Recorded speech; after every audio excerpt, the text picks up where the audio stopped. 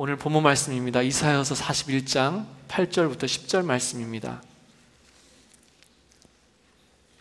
이사야서 41장 8절부터 10절 말씀입니다.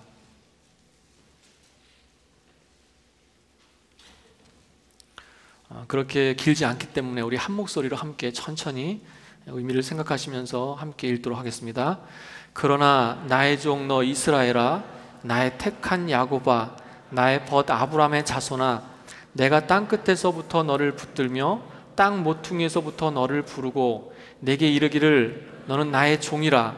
내가 너를 택하고 실어 버리지 아니하였다 하였노라. 두려워 말라, 내가 너와 함께함이니라. 놀라지 말라, 나는 내 하나님이 됨이니라. 내가 너를 굳세게 하리라. 참으로 너를 도와주리라. 참으로 나의 의로운 오른손으로 너를 붙들리라. 아멘. 내 인생의 힘이 되는 한 말씀이라고 하는 주제로 계속해서 말씀을 보고 있는데요, 오늘 이 이사야서 41장 8절부터 10절 말씀은 참 제가 좋아하는 말씀이고요, 제가 신방 다니면서 아주 자주 하는 말씀 중에 하나입니다. 힘들 때마다, 어려울 때마다 힘이 되는 말씀이고요, 우리에게는 이 10절 말씀이 더 익숙할 겁니다. 아마도 외우고 계시는 분들도 많지 않을까 싶습니다. 최근에도 여러 번 나눌 기회가 있었습니다. 묵상하면 묵상할수록 마음에 새록새록 다가오는 말씀이 바로 오늘 본문 말씀입니다. 그래서 이 말씀을 가지고 여러분과 같이 함께 은혜를 나누려고 합니다.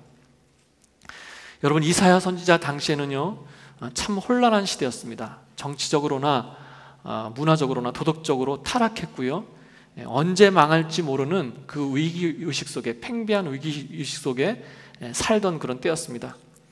그때 하나님께서 이사야를 통해서 말씀하시는 거예요. 이미 북이스라엘은 망했습니다. 이사야는 그때 사마리아가 함락되고요, 이스라엘 사람들이 잔인하게 학살당하고 결국은 포로로 잡혀가는 것을 직접 눈으로 봤습니다. 그런데 이제 곧 남유다도 똑같이 그렇게 된다는 거예요. 하나님께서 그런 예언을 주셨어요. 그래서 이제 이사야가 백성에게 전해야 되는데요, 이사야는 이렇게 북이스라엘이 어떻게 망했는지를 직접 봤기 때문에, 그 잔인한 모습을, 참 그 고통을 봤기 때문에 유다의 멸망을요 아주 생생하게 전하게 됩니다.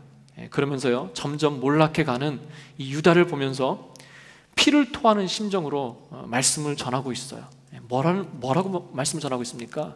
무슨 말씀을 전합니까? 한마디로 요약하면요, 다른 것도 의지하지 말라는 거예요. 자신들이 살기 위해서 이집트 같은 다른 나라를 의존하지 말라는 것입니다. 외세를 의지하지 말고 유일한 보호자이신, 그동안 너희를 보호하신 하나님을 의지하라는 거예요. 그것이 너희가 살 길이다, 이렇게 말씀하고 있습니다. 그러나 어떻게 됩니까? 여전히 백성은 듣지 않고요, 불순종하죠. 결국 바벨론에게 망하게 됩니다. 온갖 고난을 다 당하고 역시 포로로 잡혀가는 그런 처지에 처하게 됩니다. 오늘 이 본문 말씀은요, 그렇게 바벨론의 포로로 붙잡혀 있는 백성에게 하나님께서 다시 구원하시겠다라고 하는 그런 예언을 지금 해주시고 있는 부분입니다. 예언의 부분이에요. 회복과 구원의 메시지가 담겨져 있는 것입니다. 어떻게 구원하십니까? 바사죠. 페르시아입니다. 우리가 잘 아는 페르시아 왕 고레스가 등장합니다. 그 고레스 왕이 메대와 연합해서 바벨론을 정복합니다. 그리고 그 고레스 왕이 조서를 내려서 유대 백성이 고국으로 돌아가게끔 합니다. 마치 하나님께서는 예전에 이스라엘 백성을 애굽에서 구원하셨던 것처럼 방법은 다르지만 이제 바벨론으로부터 하나님이 구원하시겠다는 거예요. 그런데요, 어느 때부턴가 이 페르시아의 고레스 왕이라고 하는 왕이, 강력한 왕이 일어났습니다. 나타났어요. 그리고 세상을 정복해 나가는 것입니다. 그래서 사람들이 놀래요.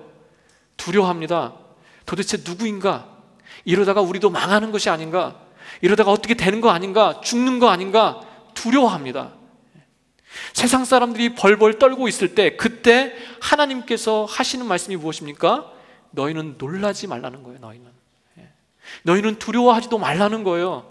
왜 그렇습니까? 고레스가 나타난 것은 너희를 죽이고자 함이 아니라, 너희를 멸망시키고자 함이 아니라 너희를 구원하기 위함이기 때문이다. 너희를 구원하는 도구로 사용되기 때문이다. 너희를 해방시키기 위함이다. 이렇게 말씀하고 계시는 거예요. 그래서 오늘 말씀 8절을 보면요, 어떻게 시작합니까? 그러나 이렇게 시작하고 있어요. 그러나. 그러나 나의 종 이스라엘아, 나의 택한 야곱아, 나의 벗 아브라함의 자손아, 그러나 세상은 놀라도 그러나 너는 놀라지 말아라. 세상이 당황하고 두려워해도 그러나 너는 두려워하지 말아라. 그러나 이렇게 시작하고 계세요. 여러분, 우리에게 주시는 말씀입니다. 그러나 너는 두려워하지 말아라. 두려워할 수밖에 없지만 두려워하지 말아라. 여러분, 그러면서요, 그런 나를 세 가지 명칭으로 부르십니다. 세 가지 이름으로 부르십니다. 참 은혜가 되는데요, 먼저는요, 나의 종 이스라엘아 이렇게 부르세요. 나의 종 이스라엘아. 나의 종이래요. 여러분, 종은 무슨 의미가 있습니까? 하나님의 일꾼, 하나님이 쓰시는 사람, 한마디로 사명자잖아요. 사명자. 사명자로서의 나를 부르세요. 이 명칭 속에는, 종이다 라고 하는 명칭 속에는요, 사명자의 색깔이 강합니다. 지금 이스라엘 백성이 바벨론의 종으로 있기 때문에 종이라고 부르시는 것이 아닙니다. 나의 종이래요. 나의 종. 내가 나의 일을 맡겨서 나의 일을 감당하는 나의 종, 이렇게 말씀하고 있습니다. 사명자의 이름으로 부르고 계세요. 그 다음에 어떻게 부르고 계십니까? 나의 택한 야곱아 이렇게 부르십니다. 나의 택한 야곱아. 어떤 의미가 담겨져 있습니까? 약한 자의 명칭으로 부르고 계세요. 약한 자. 여러분, 야곱의 뜻이 무슨 뜻입니까? 속이는 자잖아요. 속이는 자.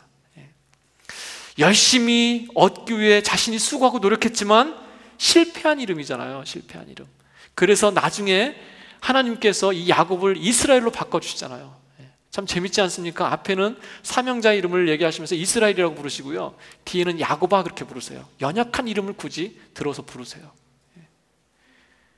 14절에 뭐라고 말씀하고 있습니까? 우리가 보진 않았지만요, 지렁이 같은 너 야곱아 이렇게 얘기하고 있습니다.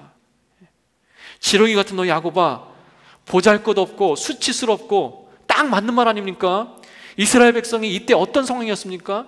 바벨론의 포로로 잡혀가서요, 유프라테스 강에서 흙을 파면서 뚝을 쌓으면서 운하를 만들며 살고 있어요. 채찍에 맞아서 피와 땀이 범벅이 돼서요, 흙을 파면서, 흙을 나르고 정말 흙을 파면서 사는 지렁이 같은 인생을 살고 있는 때였습니다. 지렁이 같은 야곱아, 약한 자의 명칭이에요. 약함의 상징입니다. 그런데 하나님께서는 사명자의 상징인 나의 종이라고도 부르시고요, 나의 택한 야곱아 이렇게도 부르세요. 두 가지로 다 부르고 계십니다. 그 다음에 또 뭐라고 불러주십니까? 나의 벗 아브라함의 자손아 이렇게 부르세요. 나의 벗 아브라함의 자손아. 벗이 무엇입니까? 친구잖아요. 위로해 주시고 함께 해주시고 격이 없고 나누는 그런 관계, 그게 친구 아닙니까? 여러분, 그런데요, 하나님께서 이번에는 친구라고 불러주세요. 내가 그렇게 부른 것이 아닙니다. 하나님이 기꺼이 그렇게 불러주셨다는 것은 내가 너의 친구 되겠다는 것이거든요. 여러분, 하나님께서는요, 아브라함을 친구로 여기셨어요. 야고보서 2장 23절에 뭐라고 말씀하고 있습니까? 그는 하나님의 벗이라 칭함을 받았나니. 성경 속에 하나님의 벗이다 이렇게 칭함을 받은 사람이 얼마나 됩니까? 근데 그렇게 친구라고, 벗이라고 칭함을 받았다는 거예요. 여러분, 대단한 영광 아닙니까? 친구같이 대해주셨다는 거예요. 그리고요, 나를 또 그렇게 불러주신다는 것입니다. 여러분, 이 8절 속에 나의 종, 택한 야곱, 나의 벗, 이 한 구절 속에요, 이 불러주시는 명칭 안에 우리 아버지의 마음이 고스란히 다 녹아 있습니다. 나를 한 이름으로만 부르지 않았다는 거예요. 사명자로만 부르신 것이 아니라, 연약한 자로만 부르신 것이 아니라 친구로도 불러주시고요, 이 세 가지 이름으로 다 불러주셨대요. 여러분, 아버지의 마음이 느껴지십니까? 나는 사명자지만 그러나 부족한 자 아닙니까? 어떨 때는 사명자라고 할 수 없을 만큼 부끄러울 때가 있지 않습니까? 그런데 그런 나를 부족한 자로 알고 부르셨대요. 근데 그게 끝이 아니라 나를 친구로 부르셨다는 것입니다. 여러분, 사명자는요, 좀 딱딱하게 다가올 수 있어요. 일꾼이다, 좀 딱딱하게 다가올 수 있습니다. 약한 자는요, 좀 부끄럽게 느껴질 수 있습니다. 여러분, 그런데 또 친구로 불러주시는 거예요. 사명자나 약한 자에 상관없이 친밀한 관계로 불러주시는 하나님. 거기에는 권위도 없고요, 거기에는 이기적임도 없습니다. 그저 함께 해주는 그 친구,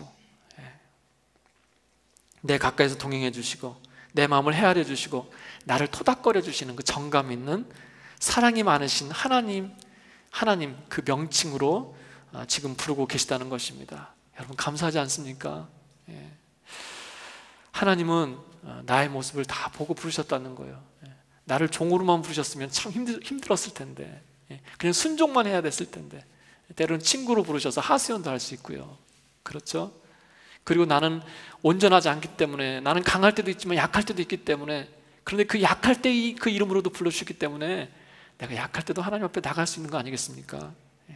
나를 여러 모양으로 부르셨다는 것, 나를 잘 아신다는 뜻이고 나를 그만큼 사랑하신다는 뜻입니다. 여러분, 그런데 더 감사한 건 뭔지 아세요? 하나님께서 이렇게 먼저 불러주셨다는 거예요. 내가 두 손 들고 나갔더니 불러주신 것이 아니라 하나님이 먼저 종으로 있을 때, 지렁이 같은 포로 잡힌 자로 있을 때 먼저 찾아오셔서 이렇게 불러주셨다는 것입니다. 그렇게 사명자, 연약한 자, 친구로 대하시고 그렇게 부르셔서 그 다음에 나를 어떻게 하셨대요? 9절입니다. 내가 땅 끝에서부터 너를 붙들며 땅 모퉁이에서부터 너를 부르고 내게 이르기를 너는 나의 종이라 내가 너를 택하고 실어 버리지 아니하였다 하였노라. 이렇게 말씀하고 계십니다. 근데요, 영어 성경을 보면 더 이해가 빠릅니다. 내가 너를 이미 붙들었어요. 내가 이미 너를 불렀어요. 그리고 내가 이미 너를 택했다는 거예요. 그리고 버리지 않았다는 것입니다. 여러분 잘 봐야 됩니다. 한때는 하나님께서 이스라엘 백성이 범죄함으로 인하여 열방으로 흩으셨어요. 종이 되게 하시고 포로가 되게 하셨습니다. 그런데 이제는 다시 택해서 부르고 다시 버리지 않겠다, 이런 뜻이 아닙니다. 우리가 그냥 그렇게 생각하고 넘어갈 수 있어요. 그런데 여러분 자세히 보십시오.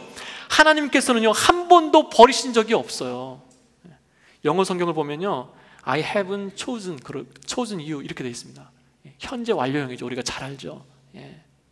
과거의 어떤 시점으로부터 지금까지 계속 이어진다는 의미입니다. 그러니까 한글말 성경으로 표현하니까 너희가 종이고 너희가 버림받았지만 다시 회복된다, 이런 의미로 우리가 받아들일 수 있지만 말씀을 자세히 보면요 하나님은 한 번도 버리신 적이 없어요. 지금 다시 부르시는 것이 아닙니다. 택하셨던 것이 취소된 적이 없어요. 싫어서 버린 적이 한 번도 없습니다. 그리고요 앞으로도 결단코 놓지 않으시겠다는 거예요. 여러분 이 말 속에 견고함이 느껴지십니까? 하나님의 의지가 느껴지십니까? 설령 어려워서 내가 놓고 싶고 놓을 때도 있을 거예요. 자포자기 상태도 있을 것입니다. 그런데 나는 놓아도 하나님은 결단코 놓지 않으시겠대요. 나는 포기해도 하나님은 포기하지 않으시겠다는 것입니다. 심지어 내가 도망가도요 나를 놓지 않으시겠다는 거예요. 한번 택했으면. 하나님이 놓지 않으시겠다는데 누가 끊을 수 있습니까? 누가 정죄할 수 있습니까? 제가 어렸을 때요, 중학교 때입니다. 하나님을 만나고 은혜를 많이 받았어요. 그래서 하나님이 살아계신 것을 느끼고요, 정말 그렇게 하나님 앞에서 은혜를 누리면서 살았습니다. 그런데 내가 제대로 살고 있지 못하는 거예요. 우리가 한 번씩 겪는 것이지만 그런 딜레마에 깊이 빠졌었습니다. 은혜와 삶의 갭을 느끼는 것이죠. 그래서 너무 이상하고 괴로웠어요. 하나님을 믿는데 왜 그 믿음대로 사라지지 않는가? 그것 때문에 너무너무 괴로웠습니다. 그래서요 내 나쁜 습관들, 내 죄성에 대해서 싸우다가 섰다가 쓰러지고 섰다가 넘어지고 또 섰다가 쓰러지고 이렇게 계속 반복되면서 어느 순간에 그냥 낙심하게 됐습니다. 낙심하게 됐어요. 나 자신에 대해서 실망하고요 포기하는 마음이 생겼습니다. 그리고는요 나는 하나님 앞에 나갈 자격이 없다, 이렇게 스스로 말해버렸어요. 그렇게 생각했어요. 그리고 내 마음 한구석에 하나님께서도 나를 그렇게 대단하게 사랑하지 않으실 것이다, 하나님께서도 나를 그렇게 대단하게 여기지 않으실 거야, 이렇게 여기고 살았어요. 그런 마음 가운데 있었습니다. 여러분 그런데요 그때 주신 말씀이 바로 이 9절 말씀입니다.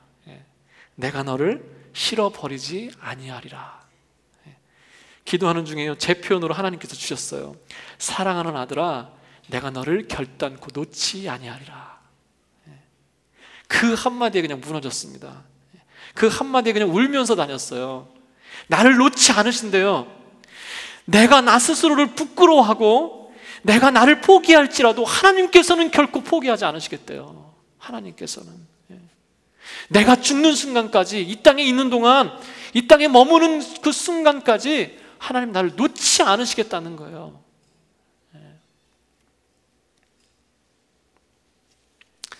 얼마나 감사합니까? 얼마나 감격스럽습니까? 내 스스로의 평가에 상관없이, 세상이 나를 평가하는 그 평가에 상관없이 나를 결단코 놓지 않으시겠대요. 감사하지 않습니까? 여러분, 이것이요, 저와 여러분에 대한 하나님의 의지인 줄로 믿습니다. 하나님의 확고한 의지인 줄로 믿습니다. 그리고요, 구절을 다시 한번 보세요. 땅 끝에서부터 너를 붙들고 모퉁이에서부터 너를 붙든다, 이렇게 말씀하고 있습니다. 여러분, 땅 끝이 어디입니까? 가고 갔지만 이제는 더 이상 갈 곳이 없는 절벽 같은 곳이 땅 끝 아닙니까? 어떻게든 피해보려고 북이스라엘이 연합하자고 했는데 거부했어요. 그래서 오히려 적과 손을 잡아서 더 위험하게 됐습니다. 그리고는요, 결국 바벨론에게 포로로 잡히고요, 나라가 망하고 포로로 잡혀가게 됐어요. 이리저리 나름대로 머리를 굴려봤지만 결국 포로로 잡혀가는 비참한 인생, 땅 끝까지 간 거예요. 여러분, 이것이 우리 인생 가운데 겪게 되는 일 아니겠습니까? 모퉁이가 어딥니까? 땅끝이나 모퉁이나 변두리 아닙니까? 변두리. 인생의 변두리, 아무도 알아주지 않고 아무도 도와주지 않는, 조명받지 못하는 그런 변두리 아닙니까? 그런데 그런 땅 끝에서, 그런 변두리에서 나를 붙드시고 부르셨대요. 그리고요, 결단코 놓지 않으시겠다는 것입니다. 여러분, 믿으십니까? 여러분, 정말 믿으십니까? 그렇다면 10절, 두려워하지 말라는 거예요. 염려하지 말라는 거예요. 놀라지 말라는 것입니다. 여러분, 사실 우리가 살아가면서 얼마나 놀랄 일이 많습니까? 얼마나 두려워할 일이 많습니까? 말씀은요, 감사한 것은요, 놀랄 일이 없다라고 말하지 않습니다. 두려워할 일이 없을 것이다, 이렇게 얘기하지 않아요. 아예 처음부터 놀랄 일이 있을 것인데, 두려워할 일이 있을 것인데 그것에 붙들리지 말라고 말씀하고 있는 거예요. 여러분, 살아가면서 반드시 그런 일이 있다는 것입니다. 여러분, 이제 시간이 좀 지났으니까 좀 놀랄 일, 두려워할 일이 없을 만도 한데, 이제는 좀 평탄한 길을 갈 만도 한데 계속해서 그런 일들이 생기지 않습니까? 한 고비 넘겼는데 또 다른 고비가 넘어오지 않습니까? 잊고 살았는데 갑자기 가슴 철렁한 일이 생기지 않습니까? 그리고 이제는 눈치채셨을 거예요. 이 땅을 살아가는 것이, 이 땅에서의 인생이 진정한 안식은 없다는 것입니다. 우리가 그걸 눈치챘어요. 이제는 압니다. 이 땅에서 진정한 안식은 없어요. 인생은 놀랄 일과 두려워할 일의 연속이라는 것입니다. 아시는 것처럼 제가 지난번에 한국에 다녀왔어요. 근데 작년에는 한국에 가서 그 아버지가 거동하셔서 교회도 같이 가셨었는데, 그런 간증도 했었는데, 올해는 갔는데 이렇게 그 건강 상태가 많이 안 좋아지셔서 같이 교회에 갈 수 있는 기회도 얻지 못했었습니다. 몸이 안 좋아지셔서 한번 어느 날 병원에 모시고 갔어요. 모시고 갔는데 자주 가는 병원이었습니다. 동네 조그만 병원이었는데 가서 이것저것 검사를 다 했어요. 심전도도 하고 엑스레이도 찍고 피검사도 하고 여러 가지 다 검사를 했는데 괜찮으시대요. 말짱하시대요. 그래서 마음에 안심을 하고 그 병원에 나와서 바로 밑에 약국이 있기 때문에 약국에 들려서 약을 받고 나오시는데 비가 많이 오더라고요. 한국에 비가 많이 왔죠. 비를 조금 맞으셨던 건지 차에 타시면서부터 이렇게 좀 추워 하시더라고요. 서늘해 하시더라고요. 그리고 차로 모시고 오는 중에 오한이 일어나면서 이렇게 점점 그 정도가 심해졌습니다. 그래서 집에 와서 모시고 겨우 이제 들어갔는데 비를 맞으셔서 추우셔서 그러신가 보다 싶어가지고요, 담요나 이런 것을 똘똘 말아드렸어요. 그리고 거기에다가 조그만 장판을 등에다 대드렸습니다. 근데 무식했던 거죠.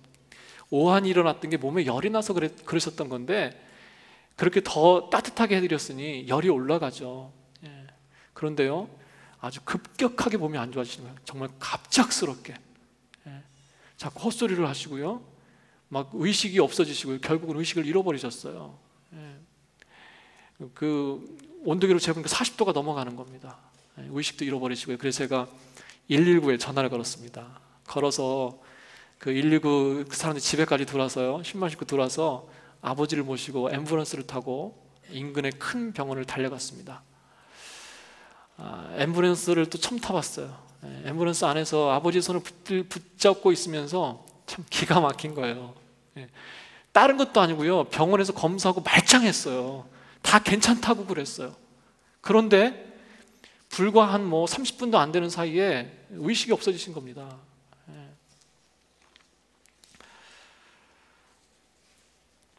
나중에 이제 그 당이 좀 있으시거든요.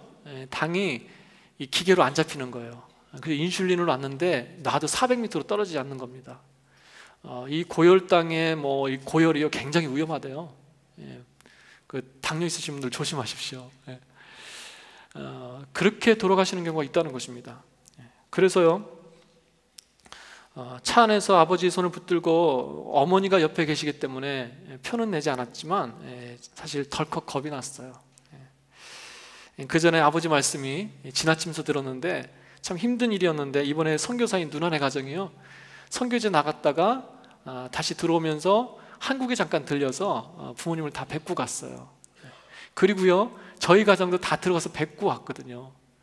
그러니까 아버지 하시는 말씀이 하나님이 가족을 다 보게 하시는 이유가 있나? 이런 좀 자식 입장에서 참 쓸데없는 말씀을 하시는 거예요. 허투루도 안 들었는데 자꾸 그런 게 생각이 나고요, 그러면서 덜컥 겁이 났어요. 하나님, 이건 아니죠. 이건 아닙니다. 아시죠, 하나님? 제가 기도했던 거 아시잖아요. 이건 아니죠, 하나님. 좀 섬길 수 있는 기회를 주신다고 그랬잖아요. 이건 아니죠. 기도했습니다. 그때 제가 알았어요. 저는요, 마음의 준비 같은 것을 안 하고 살았던 것입니다. 부모님에 대해서만큼은. 몸이 안 좋으셔도 점점 쇠약해지신다고 해도, 그리고요, 가끔 그런 엉뚱한 말을 하세요. 가묘를 만드셨대요. 가묘. 한국에는 가묘를 미리 만들어 놓거든요. 가묘를 만드셨다고 그러고요, 오래 못 살 것 같다, 이런 말씀을 하시고요, 이런 말씀을 하셔도 그냥 지나쳤습니다. 아니, 인정하고 싶지가 않았던 거예요. 그때 차 안에서 제가 기도했습니다. 하나님, 또 놀랄 일이 생겼습니다. 또 가슴 철렁한 두려운 일이 생겼습니다. 하나님, 붙드신다고 약속하셨잖아요. 바로 지금이 그때입니다. 바로 지금이 그때입니다. 아주 간절히 기도했어요. 그렇게 응급실에 가셔서 며칠을 정말 정신없이 보내다가요, 결국 위험한 고비를 넘기셨습니다.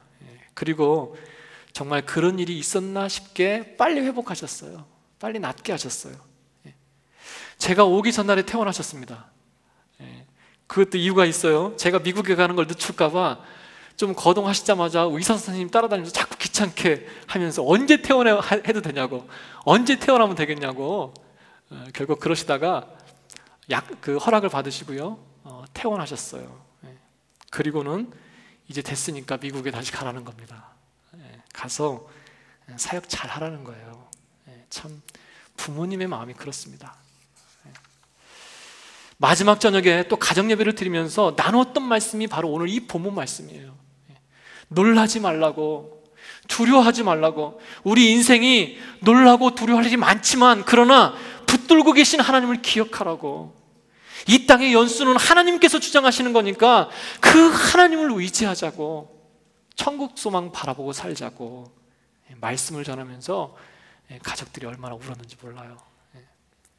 사랑하는 여러분, 우리가 인생을 살아가면서 느끼는 것은 막상 내가 할 수 있는 것이 그렇게 많지 않다는 것입니다. 많은 것을 할 것 같지만 내가 막상 할 수 있는 것이 많지 않다는 거예요. 내가 아무리 계획해도 무너질 때가 있습니다. 때로는요, 알고 가도 넘어져요. 때로는 보지 못하고 듣지 못하고 갈 때가 더 많습니다. 그래서 우리가 배우는 것이 무엇입니까? 그런 것을 통해 배우는 게 뭐예요? 살아가면 갈수록 더 하나님을 의지할 수밖에 없다는 것입니다. 하나님을 의지할 수밖에 없다는 거예요. 내가 아무리 부지런을 떨어도 하나님이 막아주지 않으면 보호될 수가 없어요. 내가 아무리 열심히 쫓아다니고요, 보고 다녀도 나는 잠시 잠깐 놓칠 수 있습니다. 잘못 볼 수 있어요. 하나님이 보지 않으시면, 하나님이 지키지 않으시면 살 수 없는 존재가 바로 우리라는 것입니다. 나라는 것입니다. 여러분, 하나님께서 우리를 부족하게 만드신 것은, 그것을 느끼면서 살게 하시는 것은 바로 하나님만 의지하고 살게끔 하시기 위해서 그러신 줄로 믿습니다. 하나님만 바라보도록. 그래서요, 세월이 지나면 지날수록 느끼는 것은 더욱더 하나님을 의지하면서 살아가야 된다는 것입니다. 나를 부르시고 나를 택하시고 나를 붙드시는 것을 믿고 의지하면서 살아가야 된다는 거예요. 여러분, 특별히 어려운 일을 당하면 기도가 나오지 않을 수 있습니다. 마음의 낙심과 실망에 붙들려 있을 때가 있습니다. 사람인지라 현실인지라 그런 마음에 붙들려 있을 때가 분명히 있어요. 그러나 그때야말로 하나님만이 하실 수 있다고 고백하면서 내 믿음을 추스리고 더욱 의지하며 나가야 되는 그런 때인 줄로 믿습니다. 여러분, 그때 하나님께서 약속을 지키시고 붙잡아 주심을 체험하고 고백하게 될 줄로 믿습니다. 그리고 놀라지도 않고 여러분 두려워하지 않고 그 정도가 아니에요. 거기에 한 걸음 더 나가게 하십니다. 뭐라고 말씀하십니까? 나를 굳세게 하시겠대요. 나를 강하게 하시겠대요. 어떻게 해요? 나를 도와주시겠대요. 심지어 어떻게 강조하십니까? 나의 위로운 오른손으로 붙들겠다, 이렇게 말씀하십니다. 왜 하필이면 오른손입니까? 하나님의 오른손은요, 권능을 상징해요. 권능. 하나님의 권세와 능력을 상징한다는 것입니다. 그 손으로 나를 붙드시고 나를 도와주시겠대요. 여러분, 함께함이라, 나는 내 하나님이 됨이라, 이 말은요, 히브리 관용적인 표현입니다. 이 말 속에는요, 이미 출애굽의 의미가 들어있어요. 출애굽의 의미가 들어있는 내용입니다. 종으로 있던 백성을 잊지 않으시고 약속대로 구원하시되, 어떻게 구원하세요? 바다를 가르시고 하늘을 여셔서 먹이시고 바위를 여셔서 물을 주시는 그 권능으로 이스라엘 백성을 이끄셨다는 거예요. 인도하셨다는 것입니다. 그런데 그렇게 인도하시겠다는 거예요. 그런 방법으로, 그런 권능의 손으로, 권세와 능력으로 붙잡아 주시겠다는 것입니다. 사랑하는 여러분, 세월 지나갈수록 더 하나님을 의지하심으로 인생의 힘과 위로를 얻으시는 저와 여러분 되시기를 축복합니다. 아멘. 우리 찬양 하나 하겠습니다. 찬송가 342장입니다. 어려운 일 당할 때 나의 믿음 적으나, 오늘 이 말씀과 너무나 맞는 찬송이기 때문에 이 말씀을 우리 천천히 불러가면서 그냥 입으로 부르는 것이 아니라 내 신앙의 고백, 내 마음의 고백이 되도록, 하나님, 세월 지나갈수록 의지할 것뿐일세, 무슨 일을 당해도 예수 의지합니다. 우리 이 찬양으로 한번 고백하며 나가도록 하겠습니다.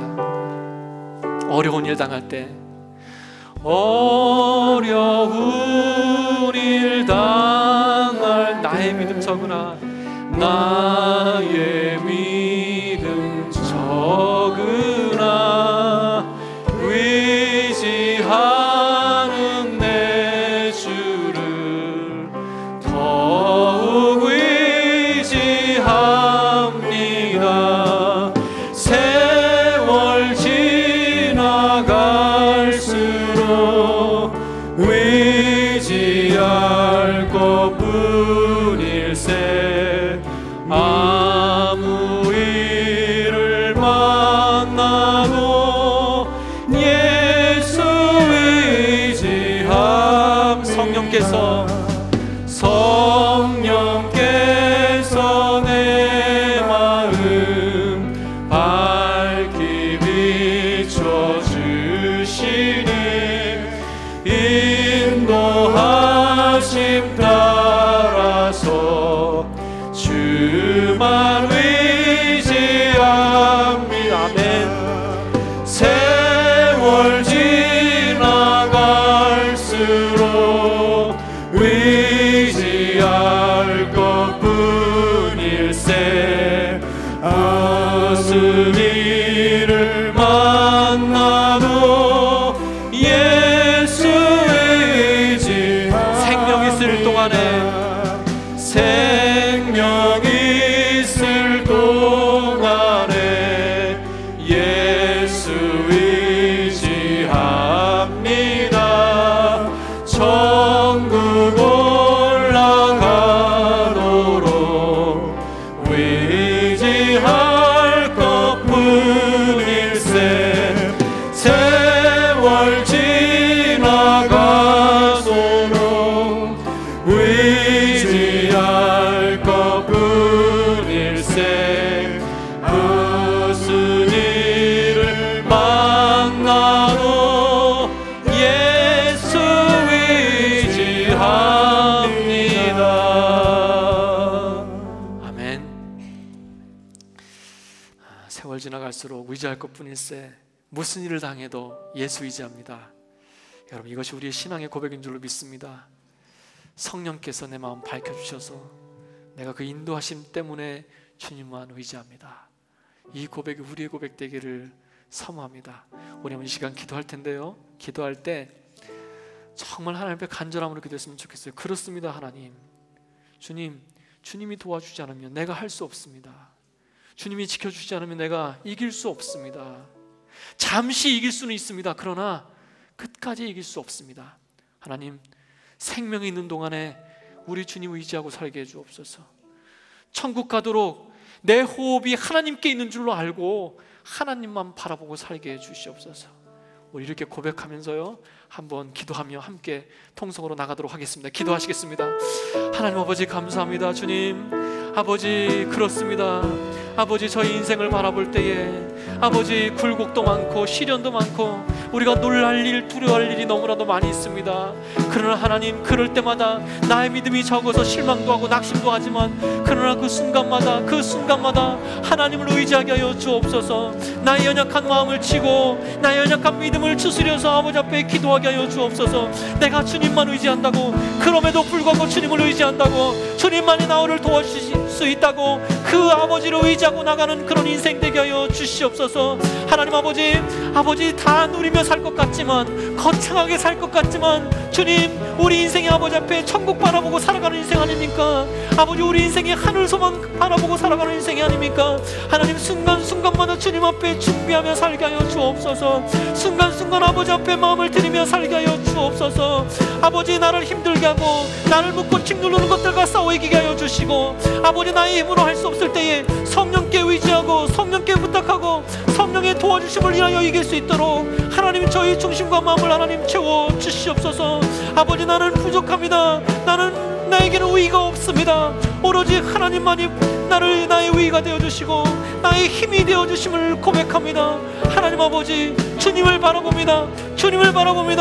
그렇게 결단하며 나갑니다. 하나님의 능력으로 주님 붙잡아 주시옵소서. 성령님 감사합니다. 하나님 아버지, 감사합니다. 이 시간 주님, 주여 이 은혜를 잊지 않게 하시고 하나님의 은혜 가운데, 하나님의 능력 가운데 채워주시옵소서.